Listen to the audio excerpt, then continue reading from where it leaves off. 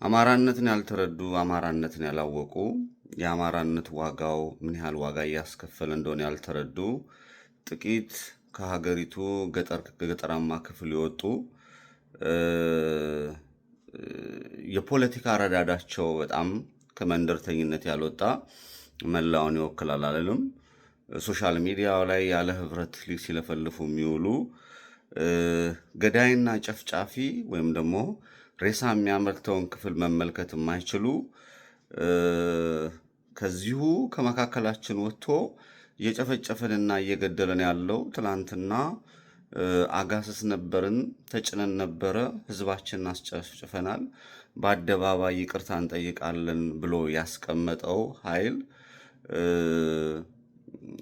የላካቸው ተልዕኮ የሰጣቸው በተለያየ ዓለም ላይ ያልሰለጠነ ከተማ ላይ የሚኖሩ ያልሰለጠነ ማንነት ያላቸው ማሰብ የሚችሉት ያን ስለሆነ የሰው ልጅ የሌለውን በዚህ ደረጃ አስብ ብለህ ማለት የማትችላቸው ቁጭ ብለህ መነጋገር የማትችል የጎጠኛ ሜንታሊቲ ያላቸው ሆን ብለው አውቀውና ሳያውቁም ሳይረዱም ይሄን ነገር እየፈጸሙ ያሉ የስርዓቱ የዚህ የጄኖሳይደሩ ስርዓት ጨፍጫፊ ተልዕኮ ያላቸው በጎንደርም በተለይ በጎንደር በጎጃም የፋኖን ትግል ጠቅልሎ የያዙ በወሎ ውስጥ ውል የሚሉ በዚህም በዛም ዝም ብሎ የሚሰራጩ ሸዋ ላይ በተወሰነ መልኩ መልካም ነው የሚመጣውን አላደጋርቅም የሸዋ ህዝብ ታሪኩን ጠንቆ የሚያውቅ ሆኖ ነው ያገኘሁት። እኔ ያለውን ነገር ከመናገር ወደ ኋላ አልልም። በዚህ ደረጃ የአማራነትን ክብር ያወረዱ በድሮን እየተቀጠቀጠ ያለውን ህዝብ ሆስፒታል ተዘግቶበት መውለጃ ያጣውን ህዝብ እህቶቻችን እናቶቻችን ሕክምና ያጡትን ህፃናት ክትባት ያጡበትን የመከራ ዝናብ የሚዘንብበትን ህዝብ ክደው እኔ ጎንደሬ ነኝ፣ እኔ ጎጃሜ ነኝ፣ እኔ ሸዋ ነኝ፣ እኔ ወሎ ነኝ የሚሉ ጥቂት ተልዕኮ ያላቸው እየየ በማለት ህዝባቸው መከፋፈል የሚፈልጉ ያለውን አደጋ ተረድተዋል። በተሰጣቸውን ተልዕኮ የሚያስፈጽሙ ህዝባቸውን በመከፋፈል ስራ ላይ የተጠመዱ በጣም በጣም የሐሳባቸው መቀርናት የመልካቸው ክፋት ህሊና ቢስነታቸውን ስትመለከት እኔ ህዝብን ንቃ ነው የምለው።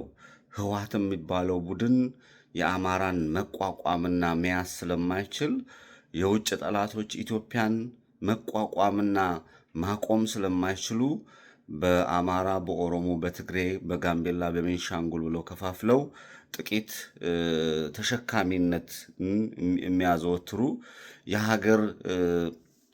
የሀገር እሳቤና ሀገራዊነት በውስጣቸው የሌለ ህዝብ መጨፍጨፍ የሚታወቁ ረዥም ጊዜ ቅድና አጭር ጊዜ ቅድ በማስቀመጥ ሁሉንም ንጹሐን እያሳደዱ የሚገሉ በጠላትነት ላይ ፖለቲካቸውን ያደረጉ በተለይ የህወሓትን ጡት ጠብተው ያደጉ በተለያየ ዓለም ላይ የተሰራጩ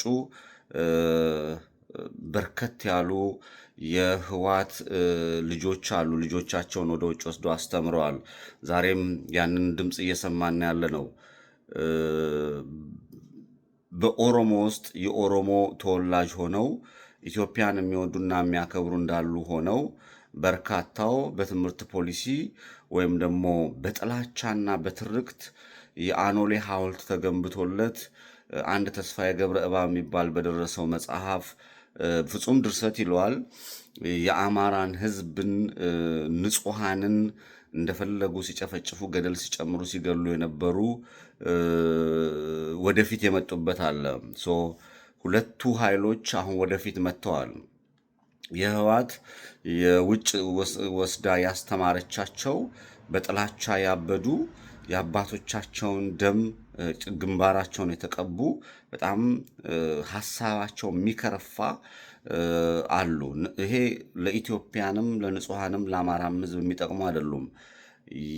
የኦሮሞው ልሂቅ ነኝ የሚለው በጥላቻ የናወዘ የህወሓት ኢንጀክት ተደርጎ ተወግቶ ንጹሐንን እያሳደደ ያለ ምክንያት በመንጋነት ንጹሐንን የሚያርድ የሚገድል የሚያሳድድ ቡድን ተፈጥሯል። በተለያየ ሀገሪቱ ክፍልም በጥላቻና ፖሊሲን መሰረት አድርጎ አማራ ጨፍጫፊ ነው፣ ገዳይ ነው የሚል ትምህርት ተሰጥቷል።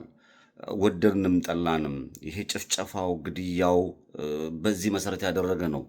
ይሄንን መመልከት የማይችሉ አማራ ክልል ላይ ያሉ ከአማራ ክልል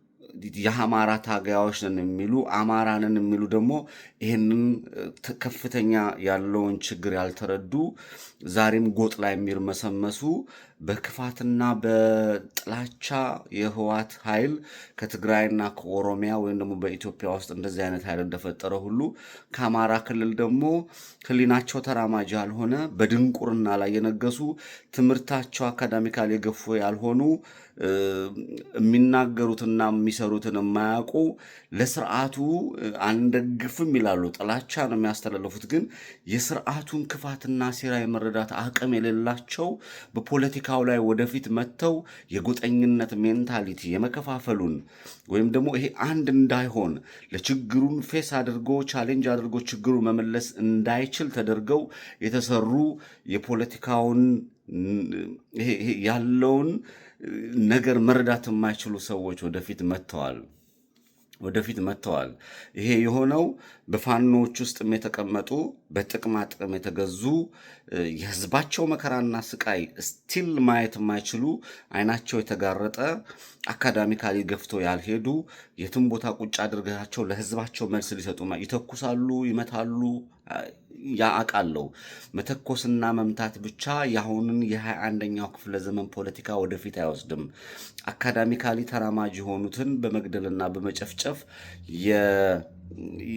የአማራውን ህዝብ ጥያቄ ማስመለስ የማይችሉ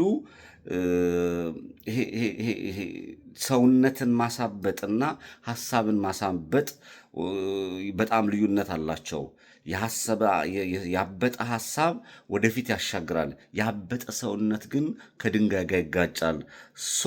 የሐሳብ ስፋት ላይ መሰራት እያለበት የሐሳብ ስፋትን የዘጉ ልክ እንደ ትግራይ በጥላቻ የናወዘ በአማራ ህዝብ ላይ ጥላቻውን የተሸከሙ ሰዎች እንደተፈጠሩ ሁሉ በኦሮሚያ ላይ በጥላቻ በተረትና በትርክት በህዝብ ላይ እንዲነሱ ተደርገው በአደባባይ በቪዲዮ በተለያየ ነገር ግፍ ሲፈጽሙ እንዳየናቸው ሁሉ በኢትዮጵያ ውስጥ በተለያየ ብሔር ውስጥ ያሉትን መሸከም የቻሉትን ይሄንን ክፋትና ተንኮል ያሸከሟቸው ሰዎች እንዳሉ ሁሉ በአማራ ውስጥ ደግሞ ጅላጅል የሆነ ሐሳቡን መግለጽ የማይችል በተለያየ ዓለም ላይ የተቀመጠ መጮሁ ላይ መሰረት ያደረገ ክፋትና ችግሩን መረዳት የማይችል የሆነ ጅላንፎ የሆነ መንጋ ፈጥረዋል።